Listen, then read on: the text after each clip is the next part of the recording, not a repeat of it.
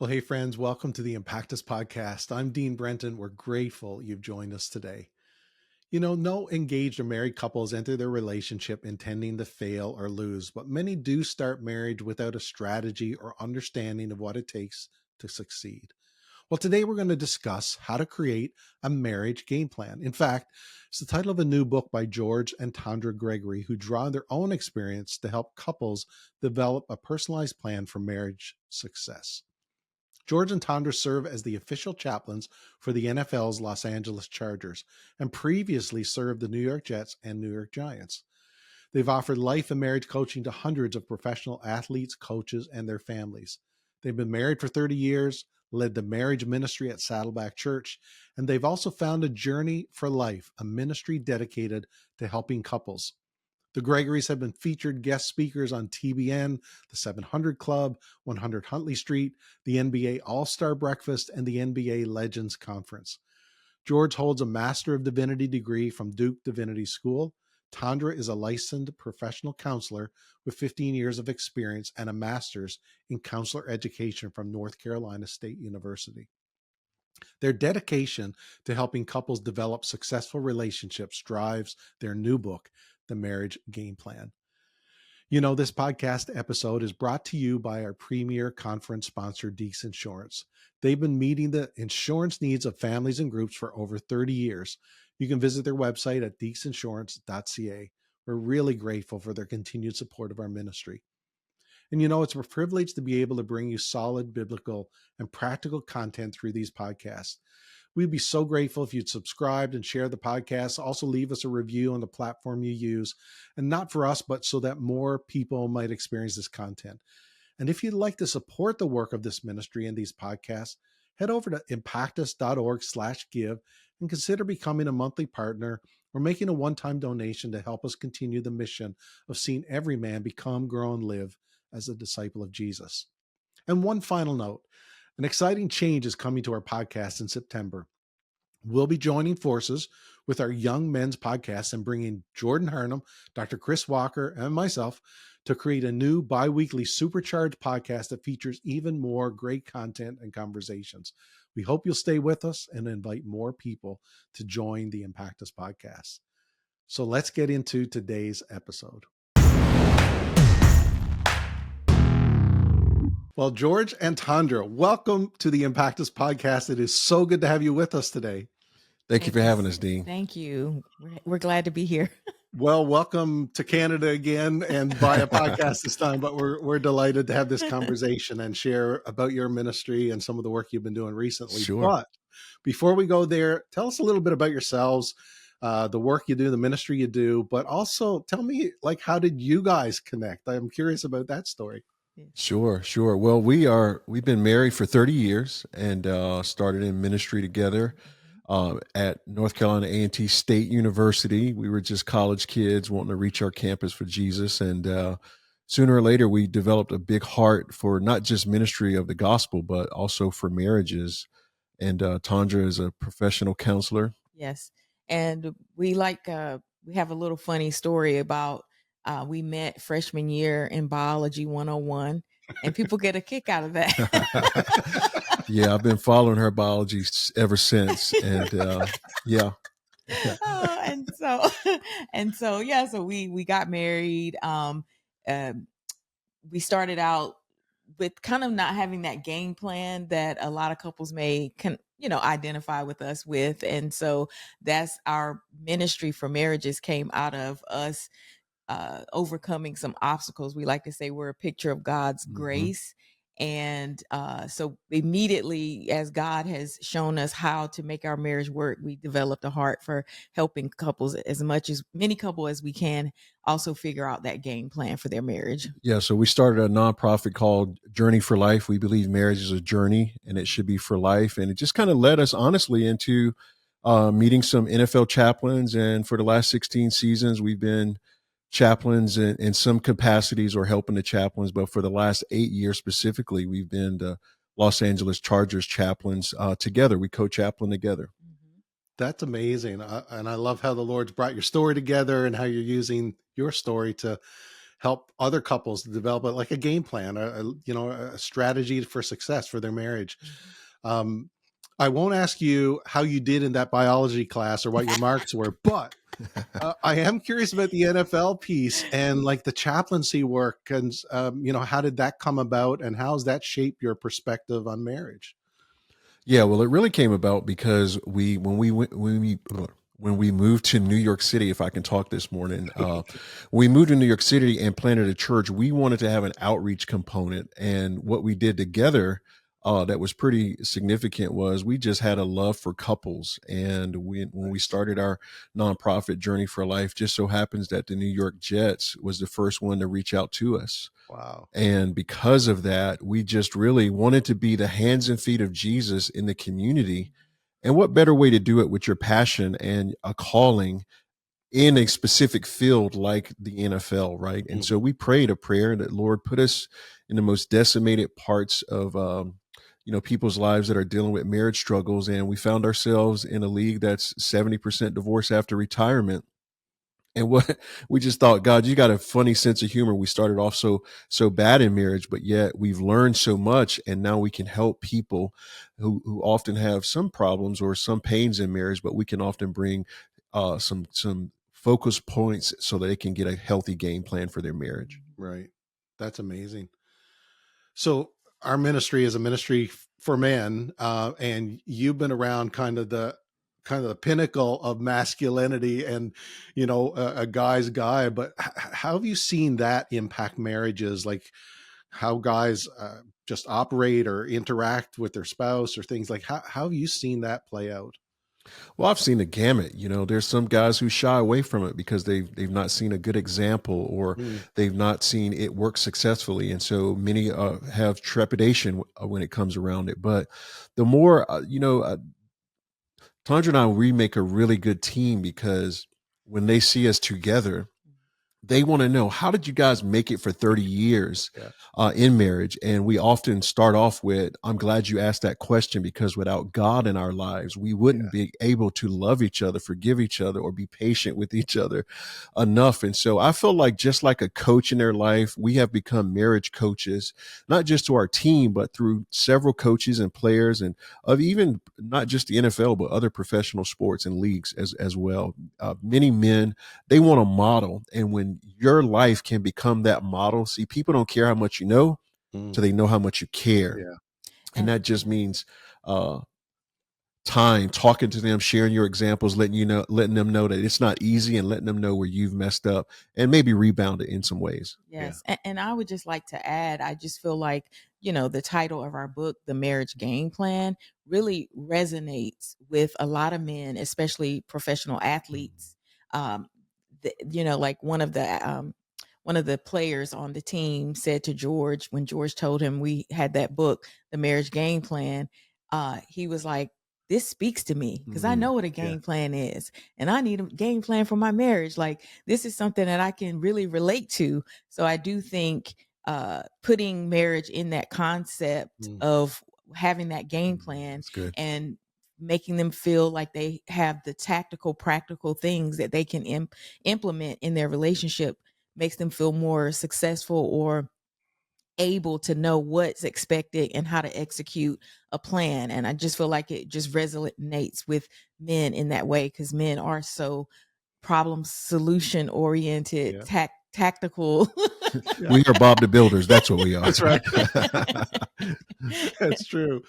It's so true. That's fast. And what an amazing mission field that you've been able to minister in. So your book, and you've already referenced the Marriage Game Plan. And it's not just for athletes, it's for any marriage. So why does a marriage need a game plan?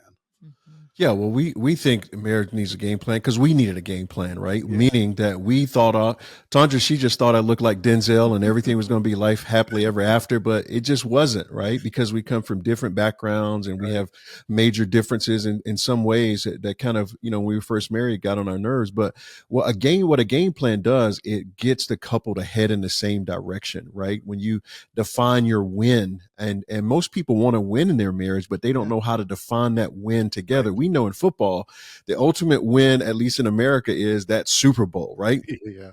And yet in marriage, sometimes people get they get a little sidetracked by problems or issues or challenging seasons, and they don't see the end picture of how they want to win in their marriage. But we think that that's one of the defining steps in having a game plan, right? And then obviously you got to know who your team is, right? Your marriage team. Most people want to win their away game. They're not necessarily sure if they're going to win at home, right? And we say you got to win at home by knowing your same team. By virtue of knowing your same team, you know the opponents that your marital success is going to face, right? There are going to be some opponents that we all face, just like in football or basketball, and we got to define those so we'll know. And then once you can get a game plan together with some coaches who can sit with you or lead you through it, we think anybody can get a marriage game plan.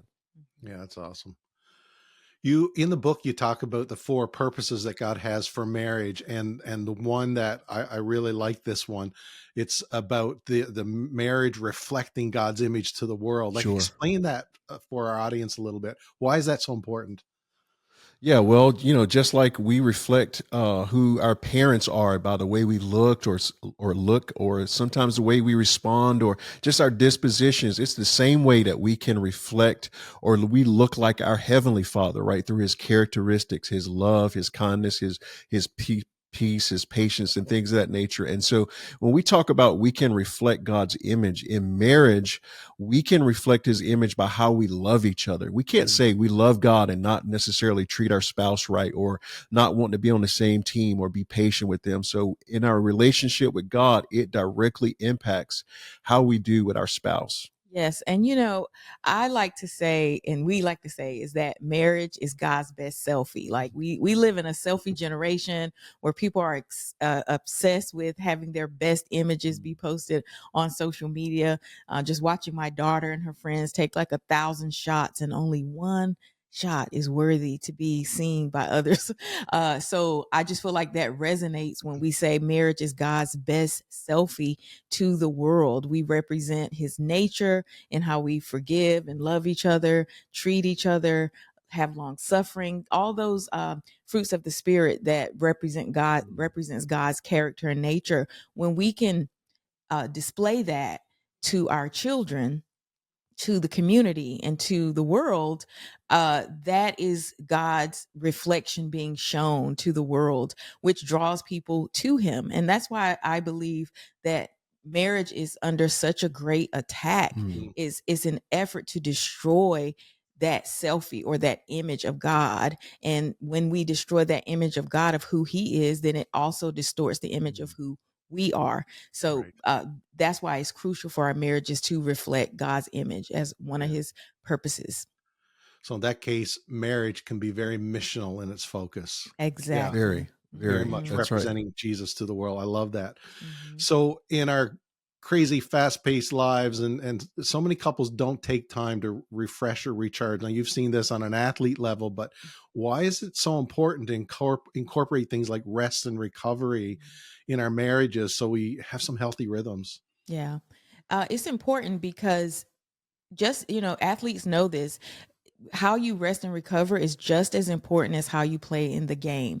If they want to bring their best and operate at their peak performance, rest and recovery is a part of that cycle, right? To recover. And so in marriage and with couples, having that ability to, because families are super busy. Super busy. Couples have so many demands and pressures on them, pulling on them all the time. And life doesn't present the opportunity for rest and recovery. It's just a constant grind. And so you have to put that rhythm in your marriage and in your family. It's like you have to carve out that time and make that a habit and a rhythm in there, because if you don't rest in recovery, then you don't have the capacity that you need to be able to love your family or to love your spouse or put the time and energy into having that healthy relationship if you're already, exhausted and spent. Yeah, George, you normally talk about how people are so focused on that away game. Yeah, And yeah, yeah. So you mentioned that we're busy, but I think we're distracted, right? And Yeah. sometimes we're Yeah. so distracted at winning in our careers or winning our extracurricular activities or things outside the home, which we call the away game, that we don't take time to focus on what matters most, which is in marriage, it's the home game, right?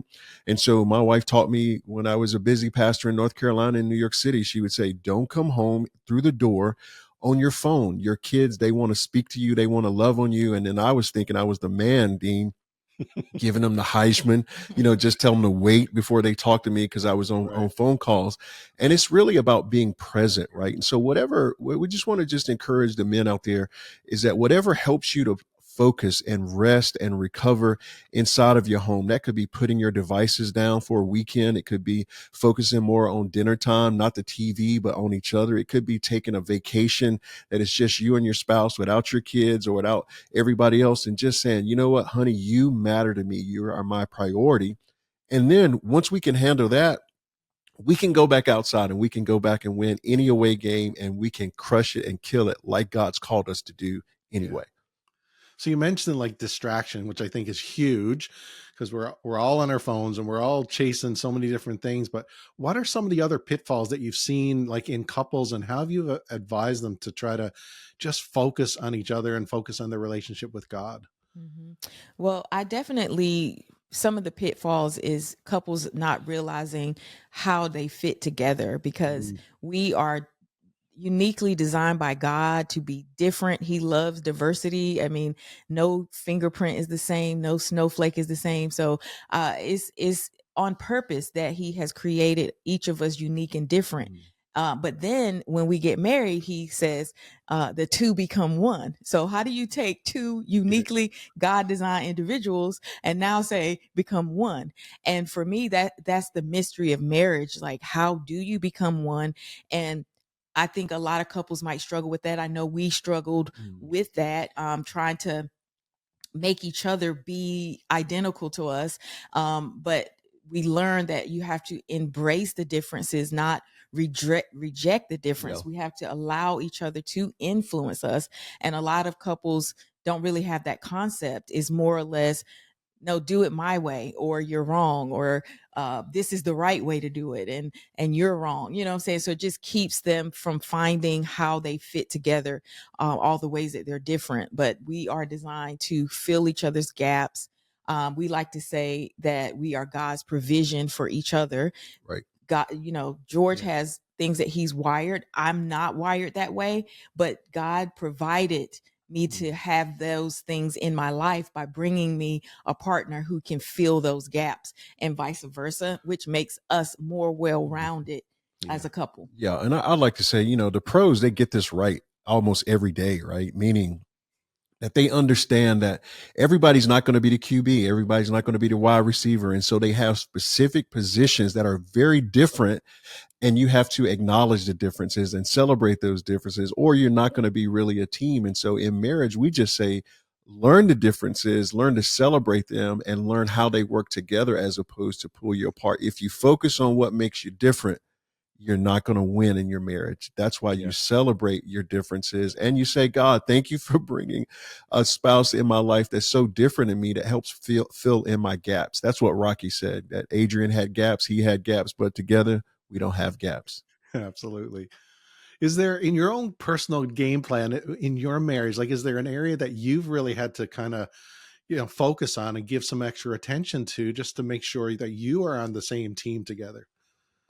Oh Oh my man, God. God knows. Yes. Which is, I run through the list Yeah. to figure out which one do we want to bring up. Yeah, I mean, I wish we could tell your listeners we are perfect and we are experts because we got everything right. No, in fact, we're just the opposite. We Yes. learned a lot what not to do, and man, we're so different. Let me just give you an example in just the word time. Just how do we get to places on time? Tondra Mm, was taught it's okay to be 15 minutes fashionably Yeah, late. everybody gives you a grace period. Nobody really that's right. expects you to be on hmm time.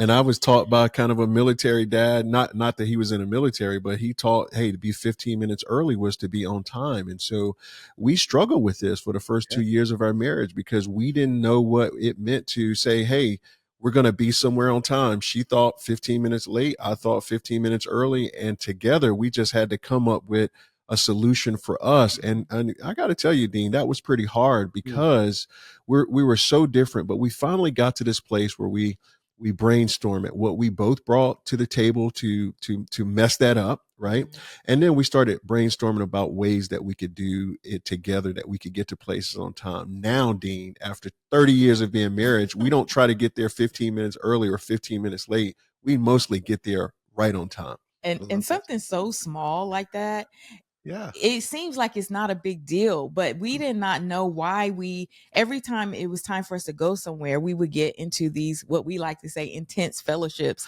That's what we call fight. That's it. And so we would get into these intense fellowships every time, and we Wow. couldn't pinpoint why Yeah. until we slowed it down enough to uncover all the things that George was just sharing. It was subconscious. We Yeah. didn't know how our backgrounds were causing these intense fellowships. We just assumed we were on the same page about what it meant to be on time. And so once we uncovered it, we was, oh, that's what it is. The problem is we don't know what it means to be on time as ourselves, right? Well, I knew what it was. No. You didn't. That's what it was. We had to take our way, right? We couldn't do it George's way or Tondra's way. Right. Now we have to come together and say our way. Mhm. So yeah, so getting on the same page is crucial, even in the little things. Yeah. I think that's so important. Those little things end up becoming big things if we don't deal with them. That's So right. you must see couples at times that they're not on the same team, but they want to be. So how do you approach them, and how do you make the initial start or conversation to begin to bring them together toward being on that same team together? We ask a lot of questions. I feel like couples may not understand like the subconscious or unconscious differences that are at play in their relationship. They may not be aware of what is this conflict. We are aware we have a conflict, but what is it? Because if you don't know what it is, then you can't sit down. You're not empowered to come up with a solution. Mhm. So the first step would be asking questions Yeah. just to understand their backgrounds, what has shaped them, what expectations and beliefs influence them. And couples are really surprised. They made some assumptions about just because we're Christians, or we, both value, or we're in love with each other. Like George says, he looked like Denzel, and those were the things that mattered at the time. Those were the things that mattered at the time. But it's one thing to get married, and it's a whole other thing to be married. And you have to really work at that and uncover those unconscious things. No matter where you come from, we all come into marriage with a certain set of baggage that we have to kind of dig through and figure out what's in each other's bags. What do we want to keep? What do we want to get rid of? Because now we have to create our way. And George always says, I really love when he says, it's like you're married to more than what's in front of you. You're marrying more than what's in front of you. So helping couples to figure that out is a big start to getting on the same team. I love that. Yeah, that's so good. I love how you frame that. I want to quote that. It's one thing to get married, is another thing to be married. Like that's profound. Yeah. What I loved about the book, it is actually very, like, it's practical. It is building a game plan, and you help couples kind of just dissect their marriages, but also put it back together in a way that's God honoring. Like, is there something that stands out to you in what you put together in the book that would be surprising, you think, to couples? Like, that would be just something that, a bit of a revelation, or something, just you'd like to share?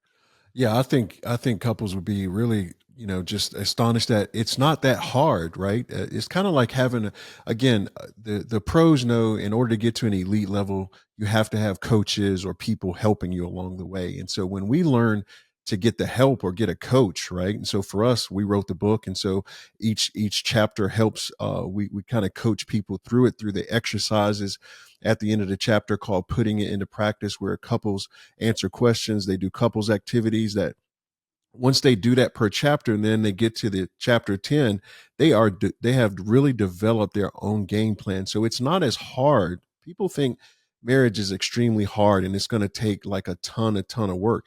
If you have the right marriage coaches and if you get the right resources, you can impact your journey yourself, right? And so that's why we say the key concept, Dean, is this: don't die in a sea of lifeguards. Just Mm, don't die in a sea of wow. lifeguards. There is so much help. And for men, I'm going to shout it to the mountaintop right now because I wrote the book. I'm going to say, man, get the marriage game plan because there's a coachable program for you to go through. There's something that if you just take out your pen and paper and get in partnership with your wife, work with your teammate, we guarantee you that if you do these exercises, you are going to have a better marriage game plan throughout your marriage. That's so good. Why do you think guys can be so, and Tondra, I think you did mention this a little bit, but why do you think guys can be resistant to opening their lives up to finding some help or some coaches or lifeguards? Like, what is it in us that holds that back, and we do want to fix it, right? Yeah, yeah. And from my understanding and what I gleaned from that is that it takes a lot to admit that you don't have it together and that Ooh, you don't now you're have all meddling the now. now you Ouch. don't have all the right answers, right? I Yeah. just feel like something about that is just in conflict with a man's pride and Mm, ego.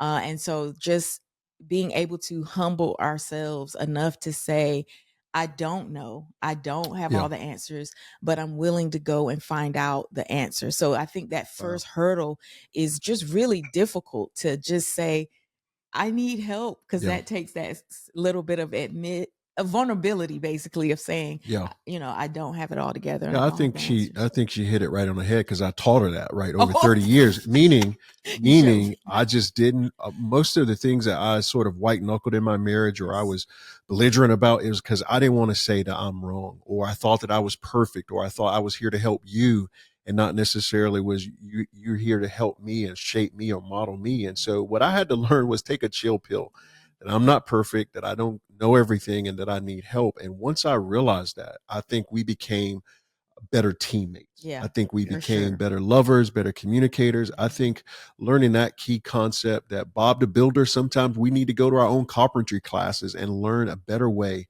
to do it. And that's why we think the marriage game plan teaches people a better way. That's so good. And it sounds to me like one of the virtues of scripture that I think sometimes in our culture we just we don't embrace it like we should, but it's humility, right? It's being Sure. Mhm. willing to say, I do need help. I do need God. I can't do Mhm. this on my own. What's the role of humility in a guy's life when it comes to, yeah, being successful in marriage or in work or in life in general? Mhm. Yeah, I mean, I think it's just all throughout the Bible. It talks about it. It talks about it in different ways. Whether it's sort of Joshua taking over from Moses. He says this. He says, "Be strong and very courageous." Why did he say that two or three times in that Mm, passage? Is because he knew that leadership, you're going to be afraid, you're going to need some courage, and that's why sometimes I think men, we don't want to admit those things, but when we humble ourselves, when we know that the roads that we walk in leading our families or in trying to leave a godly legacy, it's not easy these days, but with God, with the Holy Spirit, we can leave a godly legacy. But we can't do it in a very prideful way. We've got to constantly ask God every day, Lord, help me, Mhm. help yeah. me on my journey to raise a godly family, for me to love my wife like Christ loves the church. And I think with more humility like that, we'll see more wins across the board, not just in marriage, but across the board in our life. We are called as men to win in life, especially the home game. Yeah, Yeah, that's yep. so good. And I would just add, like, it is very crucial for this element. And I do think the enemy does exploit this element of humility. And if you look at a lot of divorce decrees, it is talking about irreconcilable Mhm. differences, right? And Mhm. which is just saying, I dug my heels in and I I couldn't humble myself to find Right. a mutually agreeable solution. So it is crucial for this humility element. Not just men. I know we're talking about men, but women, we have our things as well that we're prideful over. But I do think it is a crucial element for both people. And God, when He created marriage, He created for the partnership, for them to need each other. and to need help from each other. I mean, I don't want to. George is the theologian. I'm the therapist, but he does You're break it doing pretty down. good. You're He doing breaks That's it good. down in the in the He's book doing about good. God, our need for each other. Yeah, So humility will help us benefit from why God put us together. man, that's good.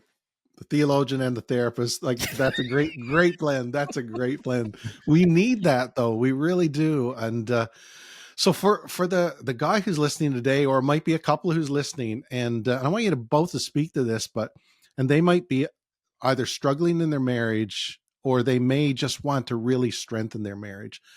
Speak to that person today, and just how should they start? Where should they begin? And how can they find the help they need to have a really successful marriage? Mm-hmm. The thought, I mean, where they can start is really with our book, which is the game plan. Not to try to give a shameless plug, but because if we're humble enough and say we need help, there are resources out there, and so we try to write a resource that could be very practical and have that putting it into practice and guide them and lead them and coach them through the process of getting that marriage game plan. And I do think it's also about having hope. I just feel like Yeah. sometimes people feel hopeless, so they don't put the work in, they don't seek the resources, they are basically dismissive to the fact that there is help out there. I know in the book we also talk about fixed mindset versus a growth Mhm. mindset. That fixed mindset is basically you're going to stay stuck in your ways. Then you're not going to get the love you need and want because you are fixed on the fact that there is no help. I don't need to try. I don't need to put in effort. So the beginning is being hopeful that God is able to redeem, restore, heal, and help you win in your marriage. And then the fact that once you can have that hope, then let me get the resources to help me figure out this game plan so Yeah, that I that's can good. have the marriage that God intended for me to have and be the husband God intended me to be. Yeah, and I would tell couples, man, listen, if we can do it, you can do it. Meaning 30 years ago when we started off in marriage, we didn't see how it was going to work. But man, it just, after we kept practicing, right? Pros practice almost every day, some form of discipline, right? And we, in our marriages, we've just got to learn to practice. We practice so much. We went to the same marriage conference for 7 years straight, same blank, same stories, everything, but we needed it so much. And so we like to say we are pictures of God's grace. Mhm. If you don't have an example, I'm telling you, find the examples through our book. We lead you to Christ. We lead you back to the Bible. We give you practical wisdom and practical plays. We are a picture of God's grace, not because we got it all right, but because we learned to overcome certain areas of our flesh, of our attitudes, of our differences, and we tried to work it out over the years. We're not perfect, but we are pictures of God's grace. I love that. That is so good. um yeah, keep hoping, keep practicing, right? And there's so much in there that our audience can take away today. I do want to put a shameless plug in there, but you guys need to get your hands on this book. Like, it's a great tool for your marriage. If you're going to be married, if you are married, if you're struggling in your marriage, the marriage game plan, we'll put it all in the show notes. But thank you for the work you put into this. Thank you for this conversation. Where can people follow you, or where can they get their hands on a copy of the marriage game plan? Yeah, well, they can get a copy of the marriage game plan at any one of your online bookstores, or after the 1st of July to be in your regular bookstores. And if you want to follow Journey for Life or Tondra and George, you can follow us at Journey for Life Now.